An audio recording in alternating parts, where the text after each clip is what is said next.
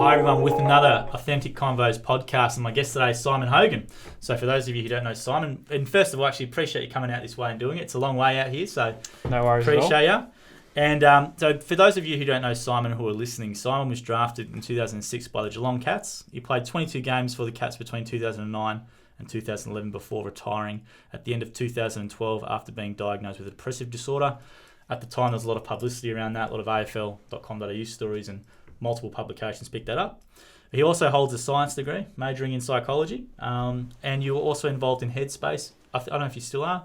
And you also created a program called Thick and Thin as well, which was the VAFA, which was about, I think, helping mates and stuff, like talk about depression and anxiety issues and all that sort of stuff. And yeah. Is there anything I missed out in there in the intro there? No, well, I think because I've sort of moved on a little bit from the psychology path and done a Masters of Health Administration more recently. Yeah. And I've been working in hospitals and sort of always have an interest in the mental health space, but sort of moved out of it slightly. Yeah. So Masters of Health Administration, which is great. So high achiever, absolutely high achiever. And I personally know Simon. We actually went to school together. So he's doing me a good solid here and coming on. So we went to Manual College in Warrnambool there, and we went from year 7 to year 12. So appreciate you doing this, Simon. So we'll start off with firstly a bit about your background. So where are you from and where did you grow up? And so I was born in Deniliquin, New South Wales, yeah. And then I moved to Warrnambool when I was 5 and grew up in Warrnambool, as you said. We went to school together down at Manual College there, which was a lot of fun. And then I was drafted to Geelong at the end of 2006, so after we finished school. And that was from the Geelong Falcons? From the Geelong Falcons, yeah. Had a year at the Falcons and then was lucky enough to get picked up. Yeah. Who'd you play your junior footy with? Warrnambool Footy Club. Yeah. Warrnambool Blues, yeah. Warrnambool Blues, that's right. And so what was it like? We'll start with something a bit more different. What was it like growing up in Warrnambool? What are some things that only Warrnambool people would know? Because there's a couple of things that people from Warrnambool, there's like probably 10 things that only Warrnambool people would know. So what makes Warrnambool very unique and a good place to grow up to you? Oh, the first thing that comes to mind is the Dirty Angel, which the Dirty Angel, yeah. Is a statue in Warrnambool on a roundabout that anyone from Warrnambool would know exactly what I'm talking about. But growing up in Warrnambool was a lot of fun. It's a beautiful place to have the beach, and it's a great place over summer, and lots of very good sporting culture and very active place. So I had a lot of fun growing up in Warrnambool. But there's lots of things you could go down on things that people from Warrnambool only know, but might not be that appropriate. No, they won't be. And the Dirty Angel was actually showed on Rove Live. You know when they used to send in things and they had actually the Dirty Angel from the side. Yeah. It looks like it's performing a certain action, we will say. So for people who want to know what that is, you have to get down to Warrnambool.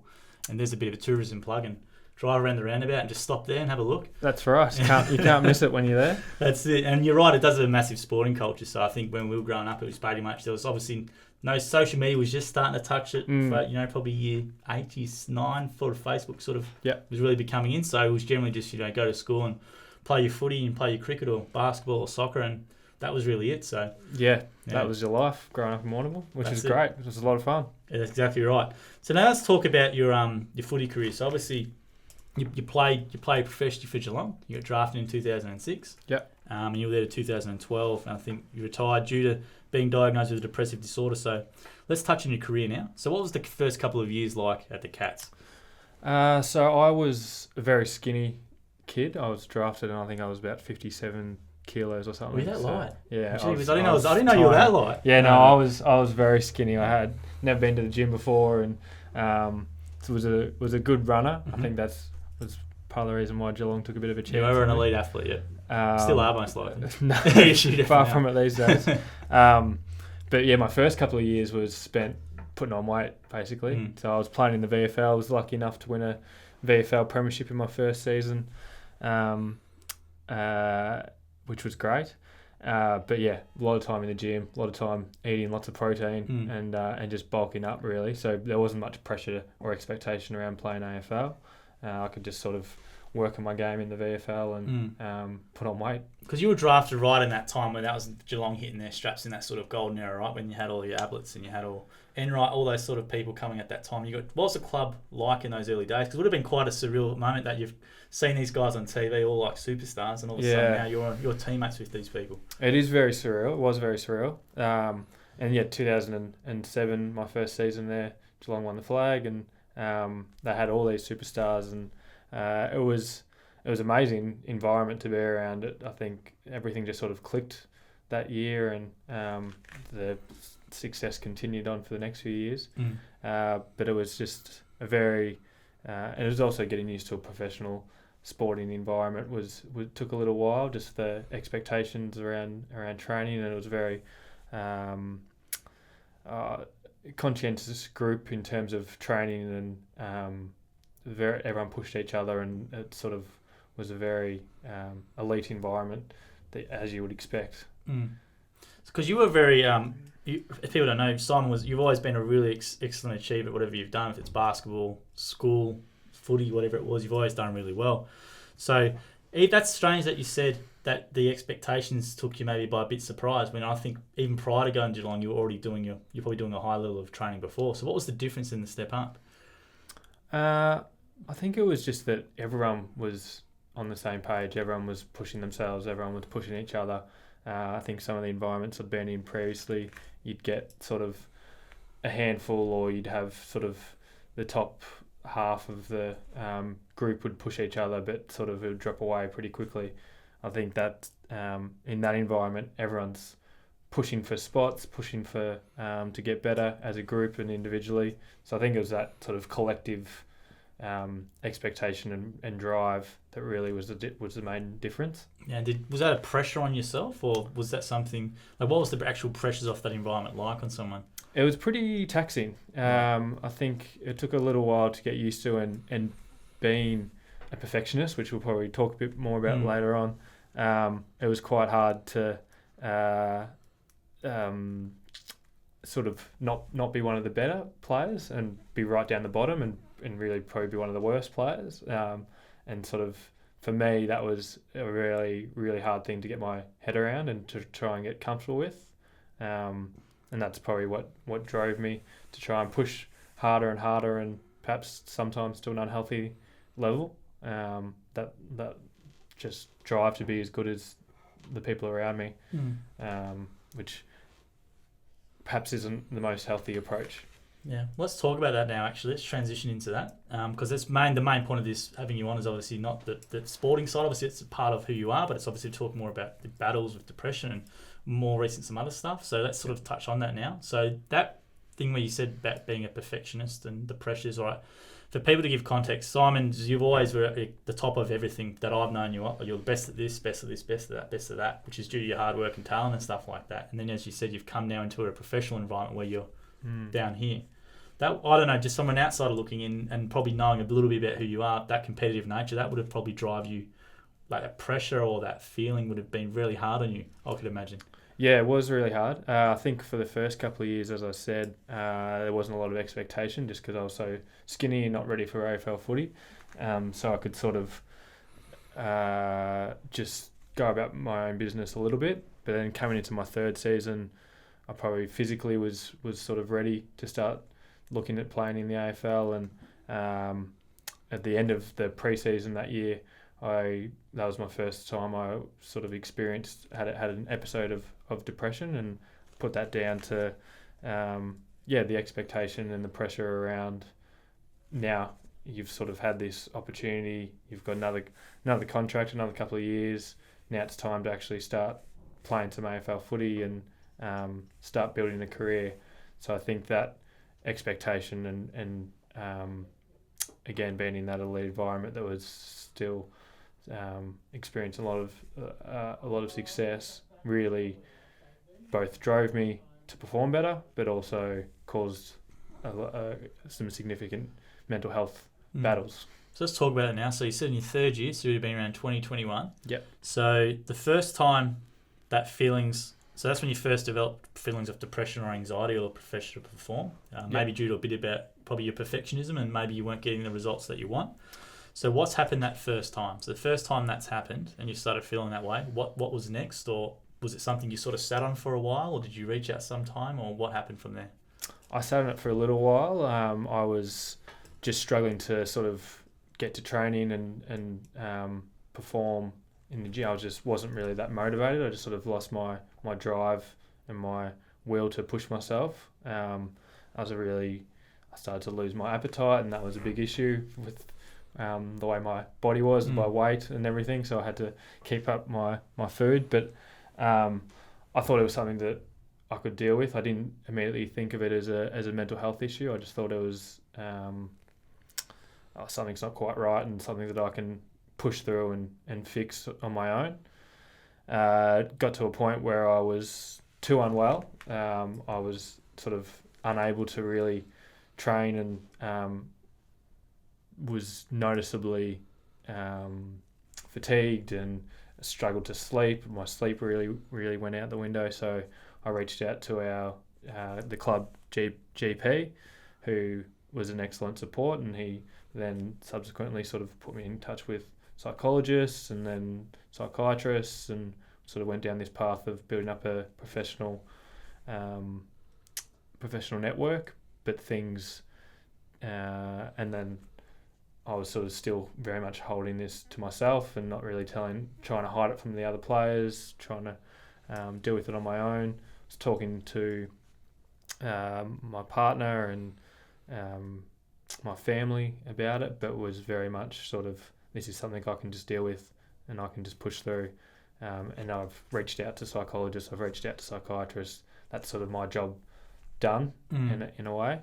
And then, things progressively got worse. So there must have been a lot of pressure on you, obviously being in it's a blokey sort of environment. You don't, and back then probably wasn't, obviously there's a lot more awareness around it now, but back then it would have been pretty hard to sort of, I don't know what you would have felt, but, putting myself in your perspective, it would have been might be a bit embarrassing, I don't know, it might have been pretty scary to sort of say that. But so what happened in regards to the club? So you've gone to the doctor and they put you in place with a network, but you said you did tell your family, or they did? I spoke to my parents. Yeah. Right. Yeah, spoke to them about it. Yeah. Again, they didn't really know what to do, apart from they were sort of guided by the GP as well in terms of whatever they say, and whatever the psychologists and psychiatrists say. That's what we'll do. But at least them knowing made a big difference. I think just being there and being able to ring them and say I'm feeling shit today, and things are really hard, and just having someone to listen was really helpful. But I think they also they struggled with not knowing what they can do to help, and it's still something that they struggle with. So I think it's a frustration of many parents. You're their child or they're their kid, and they see him in pain and whatever, and they want to try and help. But it's one of those things where it's not a physical injury where you can go and do that. It's a mental thing, right? So it is, and it's something that I think people want to try and just fix. And that's also was my approach at the start. You just want to fix it and just get it started, but it's not how it works. Unfortunately, there's no quick fix. There's lots of things you can do to help, but there's no magic bullet that can sort of get you through and just put you back to 100%. Well, unfortunately. So you went and approached the doctors and you started going there, and you sort of said, well, that's my job done. Yeah. What do you exactly mean by that? Did you go to some sessions, or what happened from there? I went to some sessions, and I think I sort of with the psychologist, I thought the hardest part was reaching out, and then it's pretty courageous because sorry to interrupt you, but that's pretty courageous because you're right. Probably does seem like that's the hardest part for most people. Then they go, why didn't I do it earlier? Which is generally most of the thing they say. And that was definitely my approach. Why didn't I do it earlier? I think by just having a few sessions, I sort of was like, okay, this was what I have to do. But whereas I wasn't probably prepared to actually do the work that's required, particularly with psychologists, when sort of the work outside of the sessions and the way I thought about things and my perfectionism, I probably just thought that by going and ticking, it was sort of ticking a box. It's like, okay, if I tick these boxes, then I'll get back on track, and that'll be all I need to do. As I've gone on for 10 years now and had long periods of being well, but some other battles along the way, I realise that it's an ongoing learning that's required, and it's lots of self-reflection and self-development along the way, and it's not just sort of going along to a session and then leaving it at the door and that's sort of done. So I've sort of yeah. So what did they want you to work on back in your initial? So that's your first time there, and they've given you stuff to work on. You've mentioned the word perfectionism. Yeah. So was it something that identified you? Was your perfectionism one of the drivers to maybe making you feel that way, or what was it about that? Because the word perfectionism. Yeah, perfectionism and sort of comparisons to others, and my ability, or my lack of ability to just sort of focus on what I'm doing and how I'm going, and not worry about others so much, and how I compare to them. So I think from a perfectionistic perspective, it's just an inability to accept things that weren't done perfectly. So just be able to leave things as they are and be okay with that and accept them is a huge challenge. It still is a huge challenge for me, and something I'm still working on, to just sort of not have to be one of the best, and to not have to be excellent at whatever I'm doing, because the problem with that approach is you're never going to be the best at everything, and I tend to, if I don't think I'm going to be very good at it, I just avoid it. So I just don't do it at all, which is not healthy at all. Do you think you're do you think, because I know you're a very high achiever at school, you're obviously Ducks, obviously best footy player, athlete, all that sort of stuff. Do you think that tendency in childhood, or that when you're a young person, sort of, obviously that perfection, that's where you develop that trait? Yeah, I think so. I think it would have been good to have some failures as a young person and to learn from those. I'm grateful that I was able to achieve those things, but I never really had an opportunity to fail and to learn from that, and to not be good at something and to be okay with that. So I think I went through school thinking I can do whatever I put my mind to, and that sort of subsequently played out as a really unhealthy mindset to have, and sort of is still something that I'm working on. Still to this day? Okay. Yeah. The perfectionism is still something that I speak to my psychologist about now, and it's I guess so ingrained, and it's a real challenge for me. So do you think that perfectionism trait was the main trigger for your first, let's say, we'll call it episode, or whatever, at the age of 20 or 21, or was it something else? Or I think it was the main thing, and the expectation around the footy world, and not feeling like I could live up to it, and see myself as a failure, because I didn't think that I was going to be good enough, and I guess being a fringe player is a really tough position to be in for someone who's a perfectionist, and being in and out on the side, and sort of, and that even back then, so sort of 2009, the scrutiny isn't like what it is 10 years later in today's world, but there's still a lot of scrutiny on your performance and on individual performance, and I guess I was someone who would read into that a little bit. Now, was that, when you say scrutiny, was that from internal sources or outside sources, or? Both. I think my worry and my mental health issues were more related to the outside sources, and sort of not so much a little bit media, but sort of worry about what friends, people I know, people who know me might think if I get dropped, and really, right. So there's a lot of sort of, I'm in this position that is a very public world, so just the worry of what other people will think at that time, and what people will think is, again, a huge thing that for me, that just hangs around and is in the back of my mind, and still something I'm working on.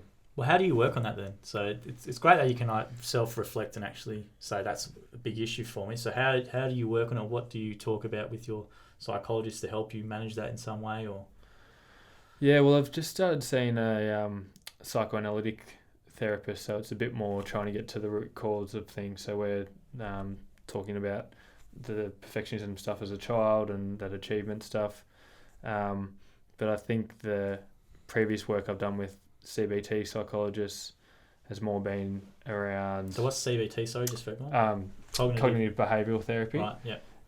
which is a bit more, or was a bit more task oriented. So there'd be sort of things that I'd talk about in my week, or things that come up, and then we'd sort of break it down into why you might think that way, and then what you can do to try and alleviate some of that negative thinking. And so it's more sort of task focus, whereas the stuff I'm doing now is a bit more exploratory, which is a little bit tricky at the moment when I'm still not feeling great, but it's I think it's a really healthy thing for me to get down to the root cause of things. That's very interesting. So that's an interesting approach. So you've done the CBT, but this is taking you right back and trying to go back to moments in time, let's say maybe when you're 6 or 7, and isolate incidents or something like that there that you can maybe sort of go, okay, and work from there. Yeah, incidents or behaviour patterns or things the way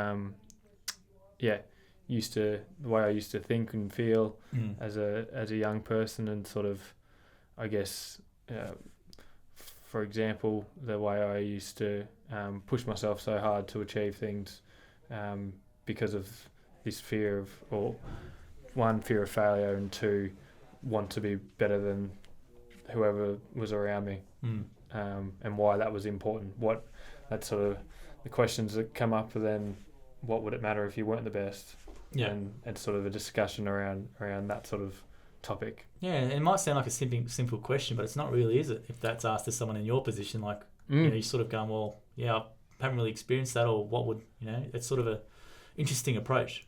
I've actually learned something new, so I listened to that, but I haven't heard that. So okay. Yeah. So let's now talk about, you're 21, you have go back in time now, so you're 21, you have your first episode, the club knows about it, all that sort of stuff. Now, the next couple of years, were you ever hospitalised during that time, or what happened in those next couple of years whilst you were playing, or what happened in your journey from then on? So I ended up being hospitalised when I was 21. Okay. So that was the first time I was hospitalised. Went to the Geelong clinic for a couple of nights, I think. Now let's talk about that process for people who don't know, because people probably aren't aware of it.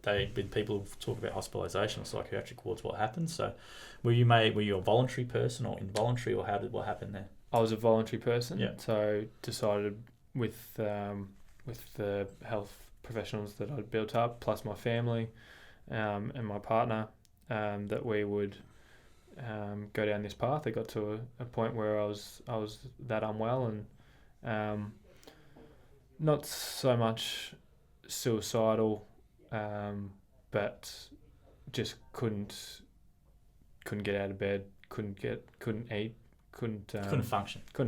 Yeah. So it was a decision to try and get back to a functional level. I went to the Geelong clinic for a couple of nights and found that really challenging, just being in Geelong, and it's a smaller hospital, so made the decision to go to the Melbourne clinic, which is much bigger. And gets you out of there, right? You don't have that fear of saying, oh, what if someone sees me, or...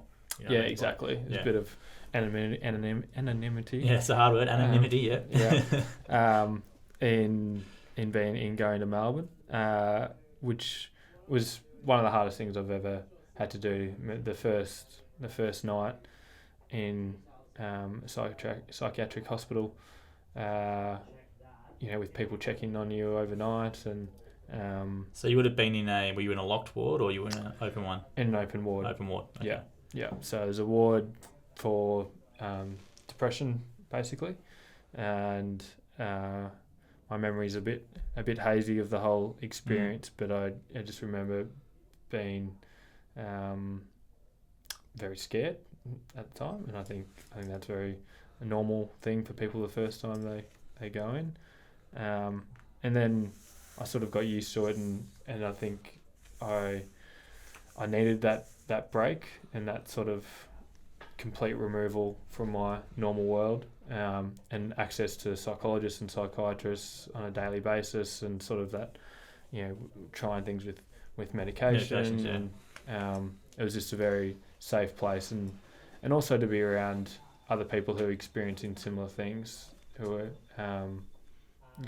unwell as well. Sometimes it's very, very helpful just to hear that someone else is experiencing something similar. So I found the sort of peer support that came through that really helpful. And probably would have removed as well that fear of that people judging you, because everyone in there as well has got similar conditions, right? So you don't have to worry about that element, at least. You can sort of concentrate just about yourself and getting yourself right without fear of judgment from others, because everyone in there is in a similar exactly position.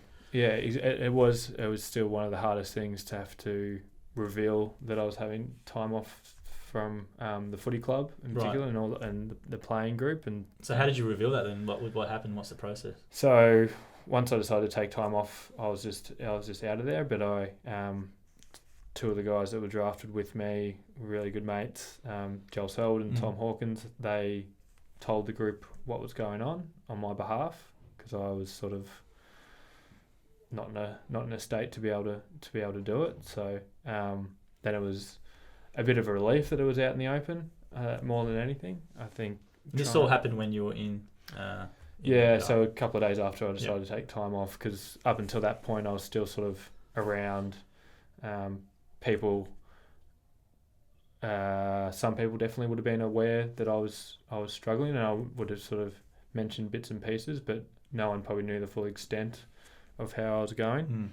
So once I took time off, it's very obvious when someone's not there for training, and it was the end of pre-season, so there were no games yet.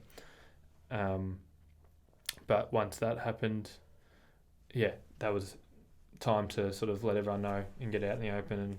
And it was great that Tom and Joel could do that on my behalf, and then I could sort of not worry about rushing back, not worry about sort of, and it was great to get lots of messages of support and all these people looking out for me and all that sort of stuff, which was really nice.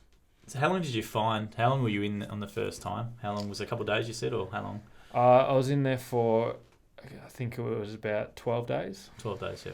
Which is relatively short, because from my experience, my mum stinks sort of 3 to 4 months every time, right? So 12 days, but it's an intense 12 days, because as you said, the realisation when you go in there, and that first night I can imagine would have been like you're laying there and you're thinking, how do I get in position? I don't know if that was the thoughts you had, but absolutely. Yeah, and you sort of go from there. So in there, what were you actually diagnosed with? What was your official diagnosis back then? So back then, it was major depression disorder. Major depression disorder, right? Yeah. And they would have obviously put you on treatments and stuff like that. So you were in there for 12 days, and now you've come out, you're back into the real world. Yep. So what was that first sort of coming out of there? What happened the next couple of weeks? Like, what was the plan? So I sort of eased back into my normal world.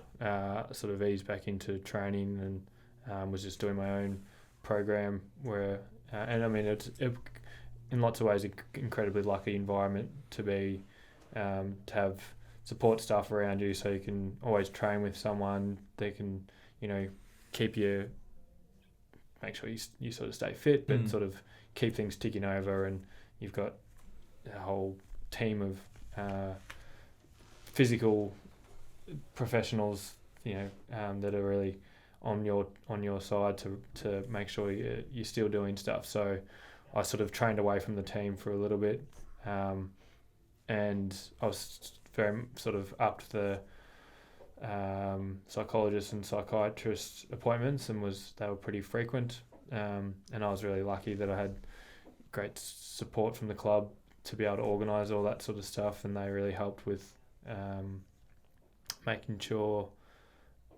that the appointments and things worked around training, and I sort of could leave that a little bit, which I know is a huge burden for individuals that don't have that sort of team working for them around them. You have to do it all themselves, and that when you're unwell, it can be so hard to organise appointments and get your life organised. So it was sort of a gradual build back into training, a gradual gradual increase in those appointments and things, and really there was no expectation on getting back to full-time training or playing anytime soon. So really had really lucky support, really good support. So it's sort of an interesting timing, because that time was maybe when mental health and mental awareness was starting to sort of come to the fruition. Yeah. So what was the attitude originally like when you came back into the club? Obviously the people and the support, but what about the teammates, or how did you feel when you sort of came back into the mix? I was so worried about how people would react, but I think once it was out in the open, people were really good. And as you say, it's sort of transition time 10 years ago, between it being more accepted and more out in the open, and people were very supportive. The conversations were always positive. There was no one who said anything negative or anything that made me feel worse, which is pretty lucky, I think, in hindsight. And generally people were just wanting to know what they can do to help, and I didn't have a good answer for that. I still don't really have a good answer for that. I don't think anyone does, because it's that's a frustrating thing for people, right? They want to help someone, but it's because it's a mental affliction or mental illness. What's there other than just saying, you could be there to chat any time, and that's really it. I don't know. What else? I think that's the thing. Just being there, knowing that they're there, knowing that they can help with, just taking you out for coffee, taking you to making sure you get to training, making sure you're eating and that sort of stuff. That sort of can be very helpful, but there's still just a lot of things that you need to work on with professionals, and I guess at times just giving you space to do that as well. So we'll go touch it now. So you've come back into the fold, and you did end up playing 22 games in the senior side, in a very competitive side. So we'll call that 50. We'll give them a handicap of 2.5. Now, so did you before you announced your retirement, which we'll get to in a minute, did you get it into any trouble again after that first episode during the career, like where you got hospitalised again, or was there any other episodes or something like that before you ended up calling it retiring? So I didn't get hospitalised again, but So it was one stint during those 6 years? Those 6 years, I think so. Yeah. My memory's okay. a bit fuzzy, which we'll get to. Yeah, sure. At some stage. Yeah. But I did have more episodes, and I not quite as severe, but I took I think I had some time off again later in the year, and in those 6 years, as I started playing games, I had a pattern of becoming unwell at the end of pre-season. So I had sort of 3 years in a row where that time of year was really bad, and I think that was initially flagged as seasonal affective disorder, sort of coming into winter, but it was more to do with the expectations around the season starting, and probably a bit of exhaustion from the end of pre-season, and not sure what to expect from the year ahead, and just building up those expectations and putting a lot of pressure on myself to be in the team in round one. So that had sort of three years in a row where that time of year was particularly hard. Yeah, and I want us to just touch on now, you're a very academic person as well. And did it frustrate you back then just being known as a footballer? It did. Yeah. I was studying part-time, so I started studying at Deakin in Geelong, a health science degree, and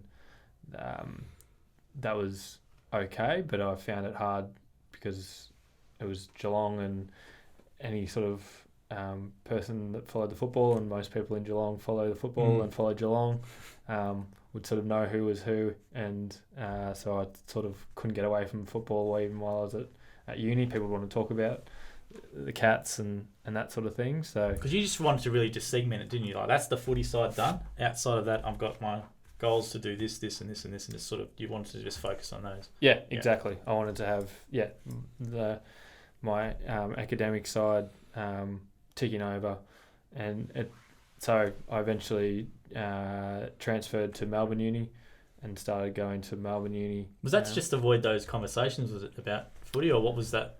What was the reason? Or obviously Melbourne Uni. I went to Deakin as well, but Melbourne Uni being a better uni. But was that because just of that side of it, or you just wanted to get out of that Geelong to separate it? Maybe, I don't know. I more wanted to experience the Melbourne Uni lot. So I had a few mates that were at Melbourne Uni. My partner was at Melbourne Uni, and I also a couple of years.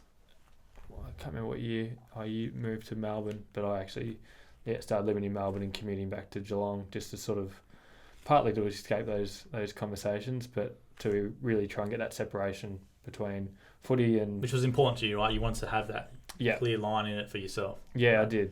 I did. So I found a lot better for me when I was at Melbourne Uni, just because no one knew who I was and no one cared about... Well, I'm sure people cared about footy, but no one sort of... not in the same way that people in Geelong care about Geelong footy. So... Yeah, I finished up doing, as you said, science degree, and had a few years studying at Melbourne Uni. But it was always tricky trying to study both semesters because of the off season and the second semester. But some of my best memories of my uni life are doing exams overseas. I was able to organise to do in different places. Yeah, which was great. It meant I could study for the whole year. Where's some of the places you did a Melbourne University exam? So I did one at NYU in New York. Really? Yeah. Yeah, that would be awesome. It was great. Yeah. I remember skateboarding across Central Park. Central Park. Yeah, skateboarding across Central Park and then doing an exam at NYU. Really? Wow, that would be awesome. Which was a great experience. Did one in Sri Lanka, which was very different to that experience, but had a nice still martini as well, and you can do that's exactly. Right. Yeah. Made me more relaxed. So it was good to be able to fit uni around the footy schedule, because that was important to you, obviously, to have that educational side. Really important to you. Yeah, it was. Yeah. It was really important, and it did feel like I was tapping into another side of me. That footy was never the be all and end all for me. I think I was it was very late on the scene in terms of getting drafted. It was I never grew up wanting to play AFL necessarily. It was just something that I enjoyed playing, and it was great when it happened. But there was always, what am I going to do after footy? And being in the position I was in on the fringe, you never know how long it's going to last. And having the depressive episodes that I had, that sort of also put things in perspective, and was kind of like, well, this is, I've got to have other stuff going on. So it was really important to me. Now let's talk about near the retirement. Obviously, I think there's a few AFL articles on Google that come up on just a few stories on you and stuff, which are pretty good. But you decided to call it quits at the end of 2012. Yeah. Now that was, and they cited, I think it was cited due to mental health issues. So, and there was a lot of media at the time over that. Yeah. Let's just talk about that time. So in 2011, I had another episode, which I can't remember that well, but it was reasonably severe, and I had to take some time off again. And I ended up making the call, sort of coming out of that experience, that this footy world isn't for me. So I told the club sort of at the end of 2011 that I'll see out my contract, play in the VFL in 2012, and then finish up with the club at the end of that year. And so that was actually a huge relief once I sort of made that call. I think I was trying to fight because I thought that's what I had to do. I thought I had to make this work, and I'd already committed 5 years, where I'd sort of missed out on the classic uni sort of experience of going to college or doing all those things, and so I sort of felt like I had to make it work. And once I sat back and did some work with psychologists and psychiatrists, probably particularly psychologists at the time, it became clear that it wasn't going to be that healthy for me to continue, and I didn't want to just push through because that's what would be expected. And I knew it was, I was worried about how it would be perceived. It's a really lucky position to be on an AFL list, and a lot of people would love to be in that position that never get the opportunity. So I didn't want to come across as sort of. So you're still always worrying about the perception, even though you knew that was probably the best decision for you. But you might have even, I'm not saying you would have, but you might have even hang in there just because of what that perception of other people thought of you regarding the opportunity and stuff like that. And yeah, a little bit. And I remember a few conversations with certain people. Well, one conversation in particular with the coach where I said, I'm not sure if footy's for me. And he basically came back and said, well, what the hell are you doing here? You know, it's a lot of people would want to be in your position. And that really stuck with me and still sticks with me as sort of the attitude of some people around not accepting an individual for who they are and what they're actually interested in. And it's not to say I hated footy. I had some really good times and really enjoyed parts of it, but the lifestyle just didn't suit me and didn't suit my approach to things. It was an unhealthy place for me to be when I was thinking about things in the way I was, and in some ways the way I still do. And you've made that call, so it's done 2012. And so what's happened after then? You've sort of got this. Did you feel like, as you said before, big weight off your shoulders, and I don't have to worry about what people's perceptions? I'm in Melbourne now. I can go do my thing. So what happened there? Did you pursue your study even more, or what happened after that for the next couple of years? Yep. So I finished off my degree the year after. I think I had sort of 3 or 4 subjects left to go, so I sort of did that part-time and worked at Headspace.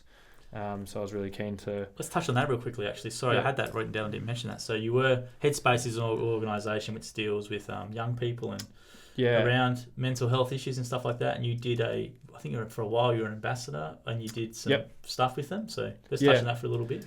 Yeah, so I was an ambassador for them, and then I went and worked in their community engagement team as a community engagement officer. And really that focus was on... So they target 12 to 25-year-olds, provide services around... I'm not sure how many centres they're up to now, but there's centres all over the place, and they have a lot of online services. But really the role and the team I was in was around building awareness, but in a practical way. So we helped design programs that went out to schools and community groups, footy clubs. So I did a lot of stuff still using on the back of my footy career, where I did a lot of stuff with young men, just talking about mental health issues and about my experiences and about what you can do and help seeking, and I guess trying to break down that stigma around mental health issues. Did you find that therapeutic for yourself in a way? Yeah, I did. Yeah. I did. It was actually a big part of my recovery was getting involved with Headspace. And it was just a really supportive environment where I was able to sort of go off and really use my experience to sort of develop content and and I really did love the facilitation of workshops and talking to young people and being able to tell my story and sort of use it in a positive way. So how long did you do that for? During that time post that, how many years was it until you had, let's say, another episode or some more issues, or did you always have ongoing issues whilst you were doing the Headspace stuff? And so studies? I was pretty good for that period for those few years. I probably actually had a really good stable, I'd say almost 5 years of being well, where I was so I did the Headspace gig for a couple of years, 18 months. And then I travelled for a little bit, and then I started a program where I did a Masters of Health Administration through the Australasian College of Health Service Management. Right, big one to get out. Big one to get out. Well, the Masters was through La Trobe Uni, but the college runs a program where you do the Masters and you do 4 6-month rotations at different health organisations. And I finished my last rotation in that program was at Alfred Health, where then I ended up working until May during this year. So for the majority of that sort of end of 2012 or 2000, including 2012, where I was well until sort of 2018. I was pretty stable and pretty well, and a few ups and downs within a normal range, but no real depressive episodes. I still saw a psychologist and was still on medication and still saw a psychiatrist as well, but was stable. So let's now talk about more of your recent battles then. So we caught up for a beer prior to doing this, just to sort of talk about a few things. And you've had a few recent couple of issues. It's up to you how much you want to go into it. But maybe you just want to touch on that because it's led to a new diagnosis, which I think is quite probably important to talk about because it doesn't get spoken about enough. Yep. So maybe just tell us a little bit about that. Yeah, so 2019's been a pretty shitty year for me. In May I was hospitalised again, so I think that's the second time. So what do you think has brought this on? Because you've had this period where you've been managing everything around, and some things just happened, or what's triggered it? Do you reckon, or what's happened, or? I think there was a bit of stress with work and a bit of I was sort of gone from one thing to another and had sort of a clear plan, and I didn't really have a clear plan of what I was doing next with my career, right. I guess. So there's a little bit of that. I also went off some medication, lithium, which we'll talk about more in a second, but I went off that because my old psychiatrist didn't think I needed it, and I'd been on it for a long time. Lithium's commonly used for bipolar. I'll build towards that. But I was hospitalised in May, and I tried TMS, which is transmagnetic stimulation, which is basically a I don't know what you'd call it, but a little sort of thing that goes on the side of your head and taps away, and you sit and just get that for about half an hour, and that's meant to sort of stimulate the brain. Now I want to touch on this now because people might be surprised that hear about that, obviously, because we think all these medical advances and that, but something like that sounds pretty, let's say, old school in a way. So it just sort of, you sat down and they sort of sit there and it just taps on your head for half an hour. Yeah, right. They work out the exact position for you, and there's technology involved in terms of working it out. But it's a relatively new age. It is new age. It is. Right. Yeah, it's quite. Right. I don't know how long it's been around for, but they've only had it at the Melbourne Clinic for a couple of years, I believe. And I had a really good response to that treatment, as well as I was on medication and things, but missed a couple of weeks of work with going to hospital, and then went back to work, and then my wife and I went on a holiday. We were meant to go for about 7 weeks, I think, and I can't remember any of this holiday, which again we'll get to the explanation in a bit. But I became very unwell while we were away, and we came back early, flew back early, and I went back to hospital, tried the TMS again because I had such a good response. Didn't have a response this time, and eventually went down the track of trying ECT, Electroconvulsive Therapy, which we've discussed at length. Yeah. But it's a treatment that has a lot of stigma associated with it. It used to be, what's the movie that everyone talks about? One Flew Over the Cuckoo's A Clockwork Orange, maybe, or One Flew Over the Cuckoo's, something like that. Yeah, it could be. Where it's sort of things attached to people's skulls and inducing seizures, and it is a full on medical treatment that shouldn't be taken lightly. But I started that, and you do it. Well, I did in lots of 6.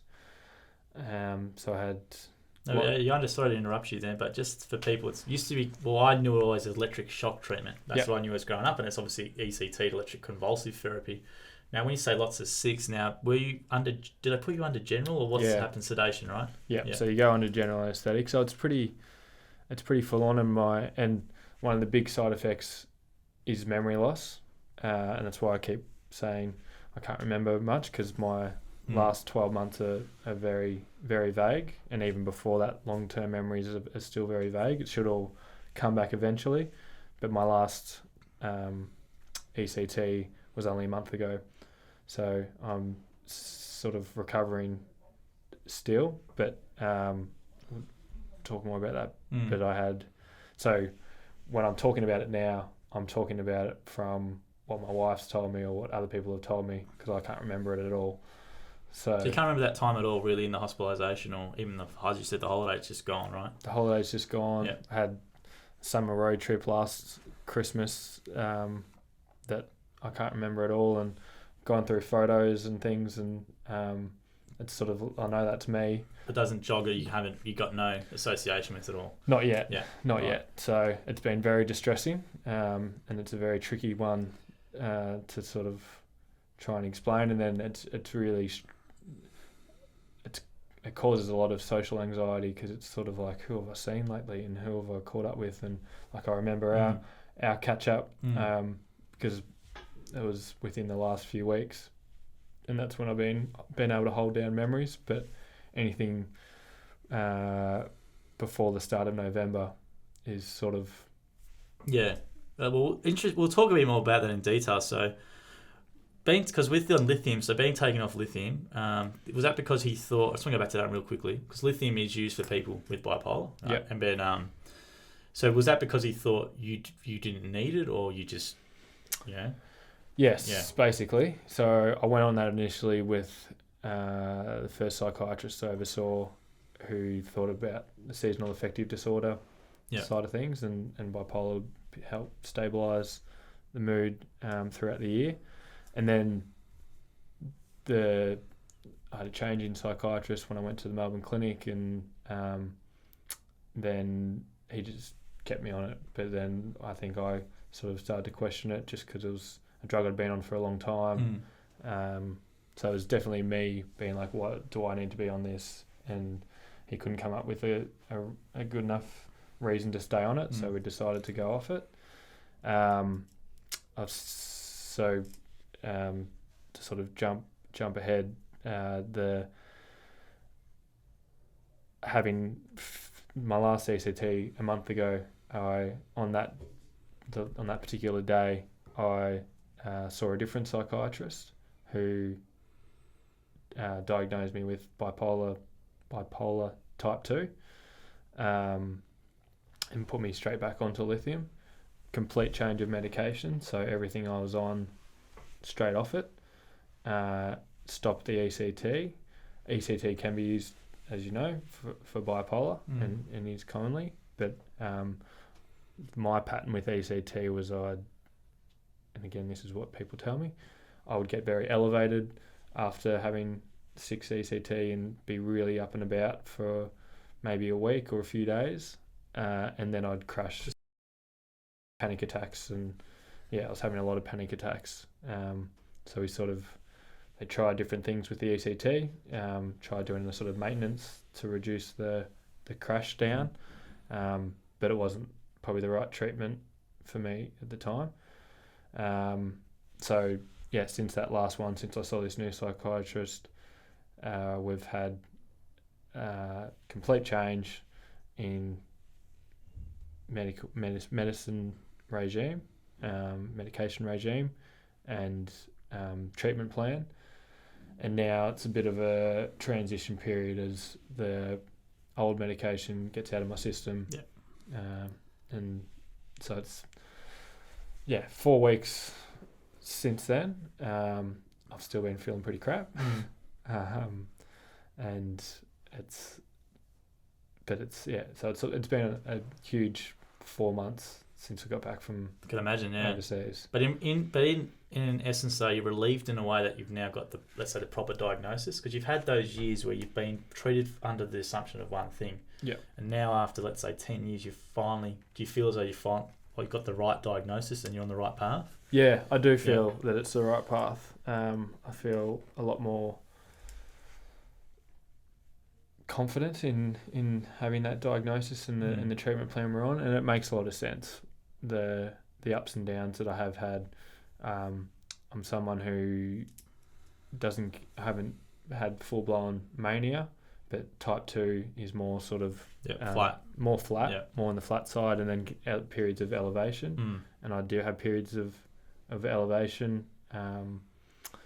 and so now the hard part is this waiting to sort of get back to myself. I feel like I'm just sort of in purgatory almost, in a way. You're sort of waiting for that thing just to finally hit the switch where you sort of feel, I'm back again or something. I'm back. Yeah, exactly. Feel like myself again. And that's where I sort of shouldn't joke about it, but like wanting to almost have ECT again, because it did boost me so much. But then I know that I crashed and well, my experience for those who are watching or listening is my mum's got bipolar type 1. So bipolar type 1's they have more manic episodes, right? They are flat, but there's way more mania. Whereas type 2, bipolar affective disorder, type 2 is more flat. So there is two types. But the thing with people, when I talk about it, is that they're still shocked that electric shock treatment goes around. I think it's like the association, this is a barbaric thing. It's been around for years, which it has been. And people have been getting treated with it for years. It's just never been really talked about. But they're surprised even in 2019 that still goes on.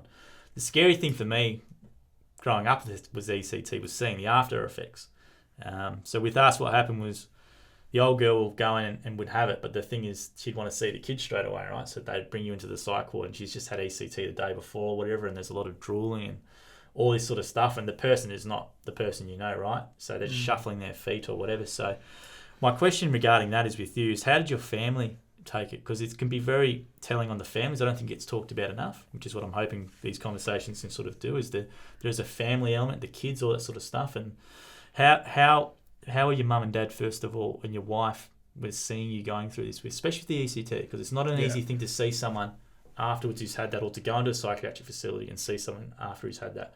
I was used to it because I've been, my whole life I've experienced it, but I can imagine for someone from the first time or the first couple of times, it would have been very hard for them. It would have been, and again, my memory limits what I can sort of say, but I know. So I did the first lot of 6 as an inpatient in a hospital. So since came back from overseas, I've been hospitalised a couple of times. Were you voluntary every time? Yes. Yeah. Because there's a difference. So the reason why I keep pointing that out is because voluntary is when obviously you go and voluntary, whereas from my experience, my mum a lot of the time was involuntary, and she couldn't get the help she would need until she was made involuntary. Yeah. What involuntary is very embarrassing, because what happens is cops get cold, or neighbours will call the cops and put them in there, and that's the way they get done. Because there's still a lot of issues with the system, which we'll talk about in a bit. Yeah. But sorry, you can't continue with what you're saying. Well, I was just going to say, I know it's been particularly traumatic for my wife, because the second lot of 6 I did as an outpatient. So you could actually get taken in the morning. So the way the Melbourne Clinic does it anyway, Monday, Wednesday, Friday, I think it was 7 a.m, get dropped off, and then get picked up at midday. Yeah. I didn't know they still did that, so I didn't know they did that. So that's pretty, Yeah. So it's I don't know if the treatment's changed but I would sort of be okay generally afterwards. So Kate, my wife, would walk me to the waiting room, and then sort of hand me off and come back 4 or 5 hours later. After you've had the round of the after ECT, you've had it, and then by that, and I have flashes of memory of being on the bed and sort of waking up and feeling just not knowing what's going on, where am I, and what's happened, and then it's bloody scary, isn't it? It's confusing. It's scary. You don't want to have to do it. No. And I can imagine, like, your Kate, like seeing you after that as well would have been pretty tough to take. I think so. Yeah. I think it's been, in a way, it's a good thing that I can't remember it. The trauma is sort of not as prevalent, and I know, it's been a really traumatic period for Kate and for my parents, who I think really, again, hard for them. They live in Geelong. Hard to know what they can do, and you're just going to get this treatment, and it's a highly effective treatment, I should say. Even though I had the crash afterwards, it was very good at lifting me out of a very, very, very dark place. Well, it's still in place because it does work, and that's the thing. It does sound barbaric to people, and people get shocked when they hear about it, but even in 2019, it's still, with people with bipolar, it's still very effective for treating them. Yeah, and equally people with severe depression, I think. Yeah. I think it has some sort of success rate of about 80%. I think that's just getting people out of, lifting people out of whatever state they're in. So I'm not sure how effective it is in the long term, as I spoke about, the sort of crash effect, and then now I think the memory loss is really making things hard. Which is annoying for me, hearing you say that. Not annoyed at. Well, I am annoyed at hearing you say that, because for me, I've always been told by psychiatrists or whoever was treating my mum, it has no long-term effects. Right? There's no effects to it. You actually Google. There's a whole website dedicated to saying ECT's got no harm and there's no proven science on this, which I think is a load of crap. In regards to memory, for example, because with my mum, for example, her long-term memory is fine, but it's the short-term memory, which is just like, there is no short-term memory. It's strange how it works, because you're saying your short-term memory recently is there, but your long-term memory from some things is not there. Whereas with my mum's experience, from what I know, it's her short-term memory is non-really existent. Yeah. The long-term memory, things from 20, 30 years ago is there, which is just one of those things, how it works in the brain and how it affects it. So she can hold the memories down afterwards, like? Not really, no. No. So I speak to my mum pretty much every day or every couple of days, and it's always, I get frustrated personally because I'll tell her something from 2 days ago and she just can't remember it. Now this is due because she's just been recently diagnosed with early onset dementia at the age of 59. She's now 60, so I've got to manage that through that and not get frustrated with it. But for me, in that perspective, the memory, it's interesting. She'll have memories still from, let's say, 30, 40 years ago. But if it's something from the day before I've told her and whatever, and trying to deal with that myself, as I get really frustrated. So when I'm talking to her and I've told her something yesterday, and sort of trying to get myself out of that frustration and sort of understand that. But I personally, look, this is just based on lived experience. It's not based on me being an expert or anything like that. I'm not. Just so I can only deal with what I deal with. And ECT on my mum, she's had it a lot more regularly. So she had it pretty much every year or two from the age of 18. So that's going to take an effect over 40 years if you're doing that all the time, right? And what I've notice happen is that as the brain deteriorates, is that the hospitalisations were shorter. So like at the start when I was younger, it used to be like 1.5 2 years, and then now it's like a year. Now it might be 3 months, and now like she's living in and out of a ward full time now. So I think if it's something where if it's done every routinely, like year on year, it does have an effect. And I hope you never have to have it again, personally, because I just think it is one of those things. I'd love if there was an alternative treatment, but I don't know. Like, it's still effective, which is why they recommend it and use it. But I think the way I always viewed it was as a reset. So that's the way I was always told. It's just going to, Mum used to say, it's going to reset my brain, which sort of put me a bit more at ease. So I thought of it like you're shocking your brain into resetting itself and rebooting. And then you get the medications right. So then you experiment with the different medication mixes, and until you get that right, then you solidify that program, and away you go. So, and I heard that as well, that reset. Which is sometimes what the brain needs when you're in a certain place. And I hope I don't have to have it again, just more because of the memory stuff I'm experiencing at the moment, and the doctors say it'll come back and all that sort of stuff. Which it's only 4 weeks, so it should come back, but it certainly is making things challenging at the moment. I can imagine. That's more just as your personal frustration, or just as you said, you meet someone and they've said, what about this from a week ago or whatever, or it just gets frustrating because you just can't recall it.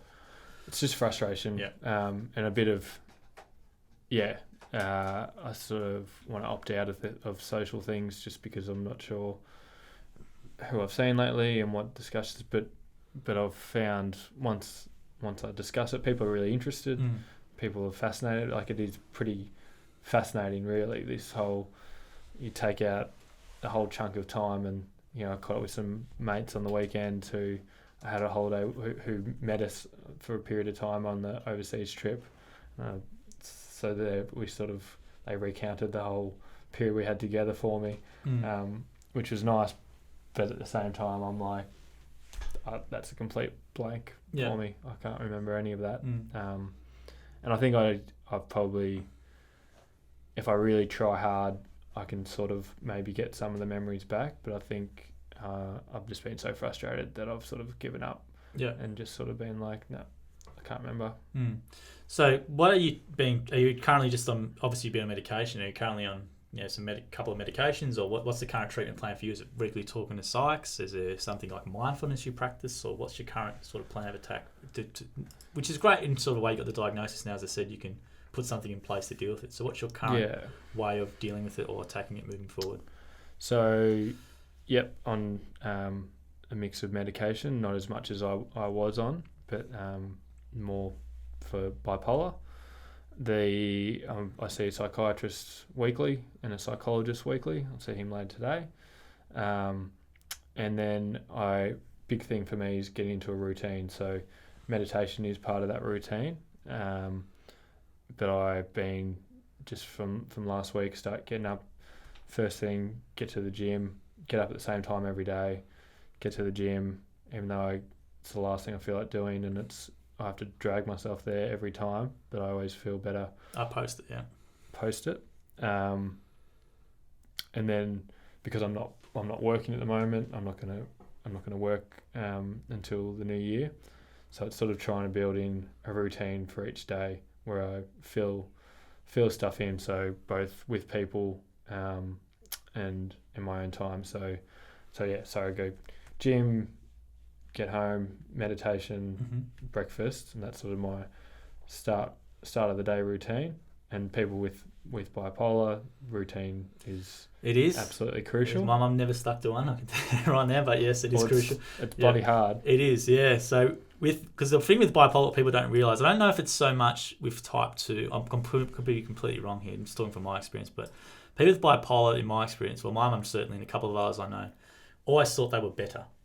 So I'll never go back in again, and they would come out and go, I'm better now, I don't need to take my medication. So then they don't take their medication, and then, cops get called or whatever, and then they're back into square one, have shock treatment again, come out, I'm never going to get sick again, take it for 2 or 3 months, stop taking it, I'm better now, I'm cured or whatever, and then they go back again. I've heard that as a common story actually with a couple of other people I know of it. So it's quite the routine, and growing up, the old girl never had much of a routine. I think her having kids was lucky for her because it gave her that some routine, whereas you have to make breakfast and drop them off and that's it. But then you have all that idle time during the day where sort of things would happen. But it's interesting to say that the routine, you're doing it now, so that when you get back into the work environment where it's sort of there's another thing coming at you, you're going to have that set in place. That's the plan. Right. That's the plan, to sort of set it up definitely for that morning plan. And at the moment, even though I feel pretty shitty, I feel like it would be great to be at work almost, or at least doing something regularly from 9 to 5. It's amazing how much you sort of rely on work to fit your routine, and once that's taken away, and trying to fill in that idle time, as you say, I'm really struggling with that. And the fact, so at the moment when I say I'm shitty, I'm sort of in a more depressed state as the ECT wears off, and this change in medication hasn't quite kicked in yet. So I'm just not interested in things. So I'm sort of just like, and I can't concentrate. So I'm really struggling to read and do things that, on one hand you'd think, great, you've got another month before you have to go back to work. I've got all of December where I'm not working. But I sort of don't know what to do with myself, and it's a real struggle. So can understand your mum having that idle time in the middle of the day. Yeah. It's just Well, it's dangerous because she's type 1, which is more mania, right? So mania is like, when someone's manic, it's not good. It's crazy. They could end up getting in the car and driving to Perth just because they think someone was doing this and that. You know what I mean? You come home and, where's the old girl or whatever? She's not there, or whatever it is, right? They have all these grand plans and all these schemes and stuff they want to do, and all these paranoid thoughts and stuff they put in your head. So now I just want to talk about bipolar awareness in general. So I think it was around 2%. You told me before was a stat. I thought it was 1%, but it's 2%. Yeah. Do have bipolar. I think it's 50-50 in terms of couples in regards to what I know. So living with someone, being a partner of someone with a severe mental illness can be pretty taxing. So from what I know, it's either they stay together, which is great. I've got massive respect for that, or they're either a single parent or whatever. Yeah. So in your time working, because you've worked with programs who deal with mental health, was there anything ever touched on about, let's say, bipolar, schizophrenia, or kids who had parents with those situations or anything like that? Or No, there wasn't. It was all about anxiety and depression was the space I was in, and I think that has become a lot more accepted, and people can put their hand up and say they've got depression, and it's sort of now well understood and well known, and workplaces are much better at just giving people time off and having processes and programs in place to help people deal with those sort of issues, which is great. But yeah, having recently been diagnosed with bipolar, it is pretty amazing how little there is around bipolar and schizophrenia and other issues that are less common, but are also pretty prevalent. Like I think it was in America that's 2% of the population that have bipolar, and that's a lot of people. And as you said, you look at the Australian population at 26 million, 2%. It's a lot of people. Large number, yeah. And so I think that is probably the next wave of mental health. And initially, it is just about awareness, and I think as much as the time for awareness is sort of, particularly around anxiety and depression, it's kind of come to a head where, okay, there's enough awareness out there. What are we doing? What things actually help, and what things can people actually access to do? And I think that's an important piece of work on that front, in a more practical sense. But then there is this awareness around other issues that people experience to sort of get them up to the same level as where anxiety and depression is at nowadays. And I agree, and that's one of the reasons why we're doing this sort of content, is to sort of get something out there, at least in some way, because I still personally think there's a massive stigma with bipolar and schizophrenia. The reason why I know that's because I've had people, when I posted something on LinkedIn or Facebook, DM me out the blue, and I had no idea they had a similar situation to me, growing up with a single parent with mental illness or schizophrenia, and they're telling me stuff. I'm like, I know exactly what you're going through, but you never hear about it. No. And there's a lot of people who are 50 or 60 years old now who had parents with that, and back in the day it was sort of hush under the rug, right? So, who are only positioned to speak out and actually use some of their, let's say they've got money or voice to do something about it. So, but they don't, because I still think there's a bit of embarrassment about it or stigma about it. Because when you grow up with a parent with that situation, you're always told, don't tell anyone. Yeah. So you go to school and you might act out at school, and and you get in trouble and you're getting treated like, because the school can only take you, or people can only take you for what you present, right? You don't wear your life resume on your sleeve, right? So people can only take you for what you are. So as a young person in those formative years, you do have a lot of issues growing up in that situation, a lot of things, and you do act out in a way because it's still not, there's not much awareness around it. So for me, as you said, I think the majority of mental health awareness is associated, or just people just know it as depression and anxiety, which is very serious, and I'm not trying to trivialise it or make light of it in a way. But I think all the resources, like it's the awareness campaign around depression and anxiety has been great, and it's done its job. But I agree, it needs to start shifting into these other areas of social issues with kids who have parents with that, or bipolar and schizophrenia, and start not normalising it, but raising awareness to those pockets of mental illness which definitely don't have any conversation that I think that's tangible really in the public. And you can just do a quick YouTube search for that amount of content online, or even Google about this sort of space, and there's hardly anything. No, it's nothing. And it's really frustrating for me, because if the person obviously who has the illness, obviously they are the priority, and that's how it's treated. But for me, if that person is responsible for other people's lives, the people who they're responsible for should be the priority, which is never the case for what me and my younger sister were growing up. We're always left in the lurch and whatever else, and then you get put back in our home with someone who's got a pretty severe mental illness, right? So from a point of view in regards to negligence or just to a dangerous environment, that always hangs over your head and causes you a lot of stress, and it does shape who you are. It does affect you, who you are moving forward. So that's my issue regarding the bipolar. So that's why I'm passionate about getting this sort of stuff and just sort of saying, yes, there's a large amount of people who function in society or who don't with bipolar and schizophrenia. There's things like electric shock treatment, which is still going, which you don't know about. The psychiatric wards, locked wards, they're not a nice place to go. Yeah. So I almost sort of think that the depression and anxiety, it seems to be everyone now just posts on social media about depression and anxiety, and that's it, right? It just seems to be that way. Whereas for me, my cynicism kicks in and sort of says, well, if you think you're depressed, I'll take you out. Let's go to a psychiatric ward. Let's put you in overnight and give you a bout of ECT, and let's see. That's just my cynicism coming into it, because of the lack of awareness around these other issues, and they have a massive social impact on people, because if someone with bipolar schizophrenia, obviously it's a massive amount of resources, and they should get that, but it's the people around them as well. Yeah. And they get no help, and that's the big frustration I have, is that children or parents, what's the support for them? If they wanted to go talk to someone, this is what I had to do. So this is my personal experience. So I never really talked to anyone about my mum's issues until I was 28, which is far too late and stupid.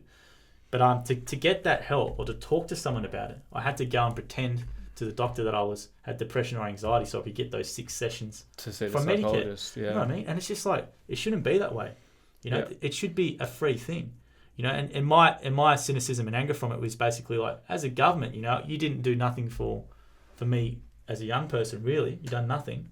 So it's just now when I need a little bit of help, maybe I should have it should be, you want it to be there. But there's nothing really for the families and that. And we've got a large amount of people who have children with serious issues, or could be you have a parent with a serious issue, right? But for that person itself or the family, where's their support network for someone, but they also need their own support network or something in place, which there's nothing around. There's nothing they can go to. There's nothing they can really look up online. There might be some groups and some smaller organisations, which they are, who do try and do something about it. But for me, those large organisations who have built that massive brand, they are brands. Yeah, they're brands. They're brands. Beyond Blue and that, they have nothing on their websites about it. They don't donate. They don't spread any of the money to these other ones like that, And for me, that's the very, very frustrating thing, which is why I appreciate you talking about this so openly, because it's not an easy thing. I do think there's a little undercurrent of lack of understanding of what bipolar schizophrenia is for someone who's not experienced with it. Yep. There's a massive, I think if someone's not experienced with depression or anxiety now, they sort of got an idea about it.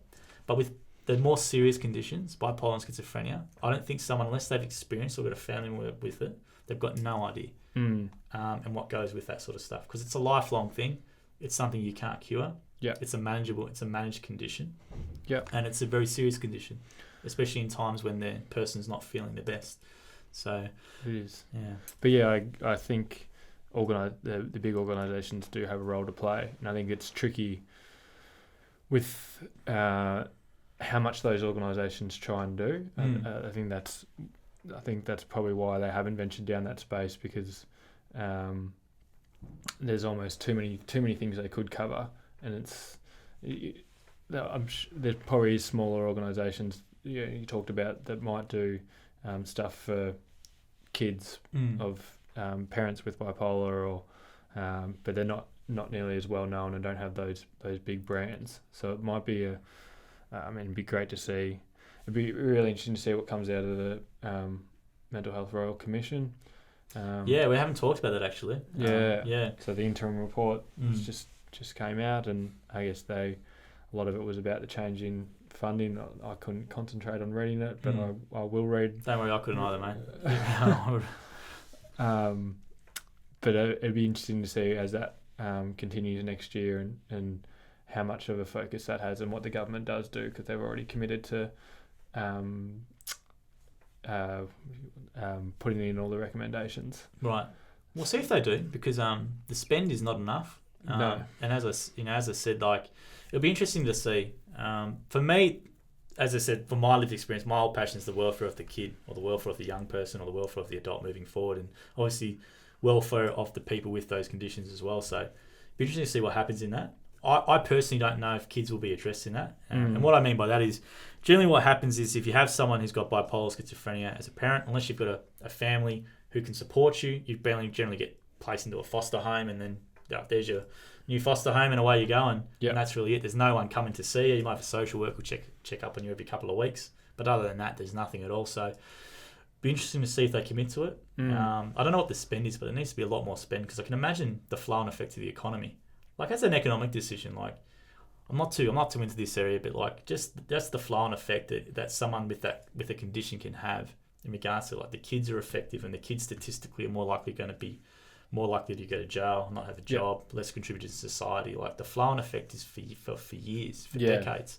So yeah, and I think that's what a big part of what will come out of the Royal Commission, because it is such a and in terms of actual service provision, we was saying before, the awareness raising is sort of around certain mental health issues is certainly at its peak, and has done enough, sort of, almost in lots of ways. But it is about, okay, now there's sort of a bottleneck with services, because people are more open to accessing services, and more able to, or more willing to sort of put their hand up and say, I need some help. And the problem is there's not enough places to go.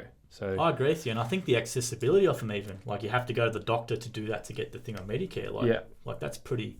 I just don't understand it, and it's one of those things. But you're right, the bottleneck of services, how are they going to expand that? What are they going to do to accelerate that? Would be quite interesting. Yeah, it will be. Yeah, so we'll have to wait and see on that one. But it's only can be a good thing that it's happening, I think. We will. So what's your plans for the future, mate? What's your goals? Anything you've got set out you want to achieve? Or obviously you're going to start a new job next year, which is great. Yeah, so I'll start a new job in the new year, and build on that routine that I spoke about. At the moment, I'm sort of focused on just getting out and doing things. So cool. As I've actually had, I'll be completely honest, 2 really crap days where I've struggled to get out of bed, or struggled to get out of the house, and it's been sort of my wife forcing me to get out and do stuff. And which I think, with people who are watching or listening with bipolar, that's pretty normal. That's what I say for my mum's experience. Like, my mum used to sleep into bloody 2 o'clock in the day sometimes, or she'd be up and about till 3 a.m. Like, it's not a not common thing with people with bipolar. No, it's not, unfortunately. But it's sort of, I don't know, my take on it is I gave in for a couple of days and just couldn't handle the real world, and trying to get myself out there and just let it take over, which is not a good thing. But your partner obviously pushed you to get out there, which is great. Yeah, she did, and sort of develop a routine for the week, sort of contact friends and book in lunch catch-ups and different things to sort of just have a schedule that I'm then committed to. And I think, so for me, my current goals are pretty simple around to get back into that routine of the morning routine I spoke about, and sort of be easy on myself until Christmas, and be easy on myself afterwards as well. But particularly with sort of all that's going on, not expect too much, and it's still a huge challenge for me around still working on that perfectionism and that thing I spoke about. If I can't do it well, then I won't do it. So I've just got to do things. I've just got to put my hand up and. So you're actually actively trying to do new things that you don't think you might be good at, or what's the sort of? Well, I've sort of forgotten how to do things like cooking. Cooking's a good example. Yeah. I'm not. Don't worry, I can't even cook, so you'd be better than me. No, well, I could cook some things, very simple, but I won't do it at the moment because I'm. So you won't even attempt it because you don't think. Don't think I'll do a very good job. Right. Okay. and I'm currently we're living with my wife's parents, which is great. They've been a huge support, and sort of we'll take a bit of time living there while we sort of sort things out. And her mum, my mother-in-law, is an excellent cook and sort of has it very well planned, and so I sort of almost don't want to impose on that and produce something that's not up to standard. And that's Right. sort of, You still think that way? that's the way I think about things. Right, okay. So that's really my long-term goal, is to change that. But you can that recognise thinking. it at least, though. You I recognise can that. recognise Yeah. it. I can recognise it. For me, the recognition part's somewhat easy. It's the actual accepting and Changing it, right, yeah. Yeah, and that's the thing. It's back to that. I just want to fix it. I just want to Which is the normal bloke mentality, right? Just want to fix things. I just want to stop thinking that way and start thinking this other way and have a more healthy approach. And that's going to take time and work with psychologists and just generally a lot of self-reflection and a lot of work. So have you got any advice for anyone who may be listening or watching this, like if they're sort of feeling your way? Because you've gone on a big journey, like it's from 21 to obviously now before you really got the right diagnosis. So how would you advise someone if they sort of maybe think, I've got something like that sounds similar to me, or what, that's sort of something I can relate with. What sort of advice would you have for someone in that position? I'd start by saying sometimes it is just shit, and that's okay. And I think a lot of it's easy to give advice, but it's really hard to implement that advice. So you can take that advice, but you can go, but actually do it is the... Yeah. It's bloody hard, and I think recognising that is sort of the first most important part, because like right now I know I should be doing certain things, but I just can't, and sometimes it's okay to not be able to and to just let things be. But the quicker you can sort of get into a routine, develop those things, and probably the biggest thing is to get the right professional help, and by that I mean get second opinions. That's probably the biggest regret of my last 10 years is sort of having, and you just trust the professionals that you sort of, when you turn up to a hospital, when you turn up to a hospital, you're assigned a psychiatrist, and that's been my psychiatrist ever since.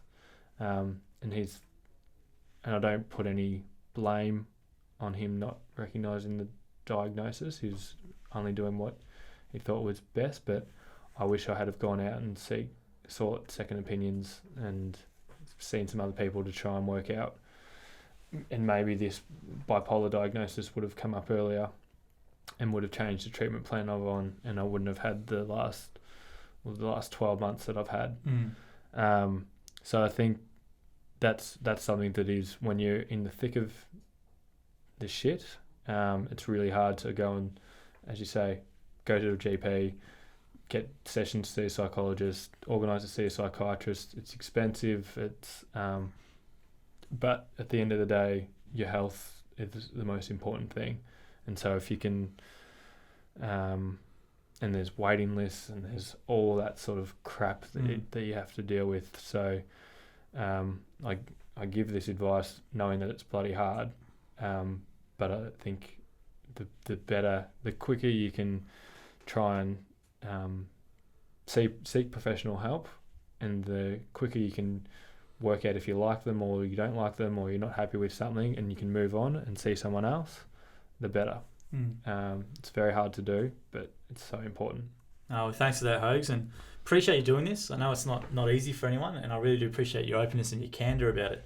It's an important conversation to have, as we were saying before, and why you agreed to do this was there's not much content around the bipolar space and anything like that, and I really appreciate, as I said, your honesty and your openness in telling us your story. And I would encourage anyone to please, if this resonates with you, implement Simon's advice. As someone who's from a lived experience point of view as well, it's it's all practical advice, so please take action. But once again, really thank you very much for doing this. Anyone who wants to learn more about this, just punch in anywhere, bipolar. There's Cop Me as well for children, so children of parents with mental illness. There's an institute there which has lots of good material on it. There's also one at Victoria Good Satellite Foundation. And obviously, if you punch in Simon Hogan's name into Google, there'll be a lot of videos with you as well with Headspace and some stories on you as well. If you want to learn more about Simon, please do that. Good luck with everything in the future, mate. Thanks, Joe. Really do appreciate this, and it's been great, and it's been great to listen to this. And I'm hoping that people online do find it. If you do, leave a comment or even a question. We'll try to get back to you. Make sure you subscribe and hopefully give us a rating on iTunes Store if you can, or Spotify. That helps us out. But hit that subscribe button to the Authentic Socials, Authentic Convos podcast. But we'll leave it there, Hogs. It's been a great conversation, and really do appreciate your time doing this. Thanks, guys. Thanks for having me, and thanks for sharing all your stuff as well. No worries. Thank you. Thank you.